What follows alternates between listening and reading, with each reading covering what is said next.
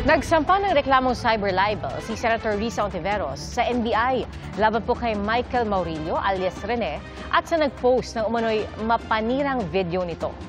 Pinaiimbestigahan din ng senadora ang mga vlogger na nagpakalat umano ng video. Umalma ang ilan sa mga tinukoy na vlogger.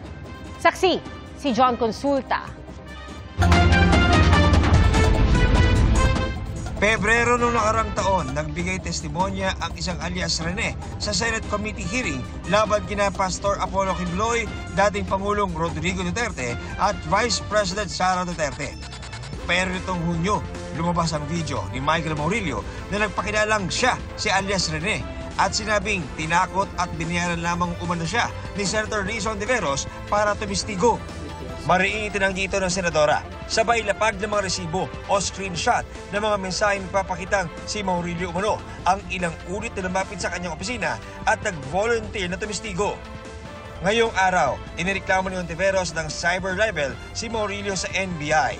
Kasama rin sa sinampahan ng reklamo ang nag-post ng video na pagtanggol Valiente social media account. Pangunahing layunin ng reklamo, alamin sino o sino-sino ang nasa likod ng pag-produce ng video, dalawang video na ni Michael Maurilio. Dahil hanggang ngayon, wala pa rin umaamin. Sinabi natin ni Hontiveros na bago lumabas ang video, humingi sa kanya ng tulong si Maurilio dahil kinidnap umano siya. Nanalangin pa rin ako para sa kanyang kaligtasan. Sana matukoy kaagad ng PNP Davao kung nasan siya at mailigtas. Pero gayunpaman, kailangan na niyang magpaliwanag at managot kung bakit siya nagsisinungaling sa mga video na ito. Pero sa isa pang Facebook video kahapon, muli nagsalita si Maurilio at iginiit na hindi siya kinidnap ng Kingdom of Jesus Christ at hindi rin siya binayaran o pinilit na sabihin ang kanyang mga sinabi sa video. Handa raw siyang panindigan ang kanyang mga sinabi. Pinabubulaanan rin niya ang mga nilabas ng umano'y mga patunay na siya ang naunang nakipag-ugnayan sa opisina ng senadora. Wala pong katotohanan yung mga claims ni Senador Risa sa kanyang press con. Ito lamang ay pamamaraan ni Senador Risa upang ako ay makuha ulit at patahimikin. Sinusubukan pa namin hinga ng pahayag ang nasa likod ng pagtanggol Valiente social media account. Inireklamo rin ni Hontiveros ang 13 taong anyay nagpakalat ng umano'y mapanirang video ni Maurilio. Para imbestigahan din sa pamamagitan ng reklamo ito, yung mga vlogger na pinamumudmod at dinadagdagan pa ang mga kasinungalingang nakalagay sa mga video ni Michael Maurilio. Hindi ako papayag sa ganitong mga pagsisinungaling, mga mapapanganib na pagsisinungaling, lalo na ang tinarget ay hindi lang ako. Ang tinarget ay ang mga witnesses, ang tinarget pati mga staff ko, tinarget ang Senado mismo.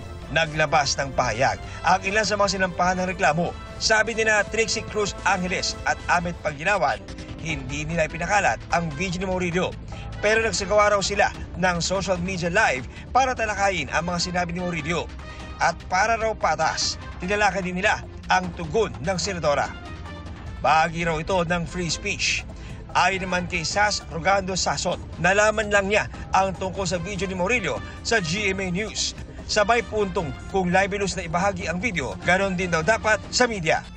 Sabi ni Joy Cruz, dapat mag-focus ang senadora sa pagsagot sa mga aligasyon ni Maurilio. Isa lamang daw siyang political observer at may karapatang magpahayag ng opinyon. Sinusubukan pa namin kunan ng pahayag ang iba pang mga sinampahan ng reklamo. Para sa GMA Integrated News, ako si John Consulta, ang inyong saksi. Mga kapuso, maging una sa saksi.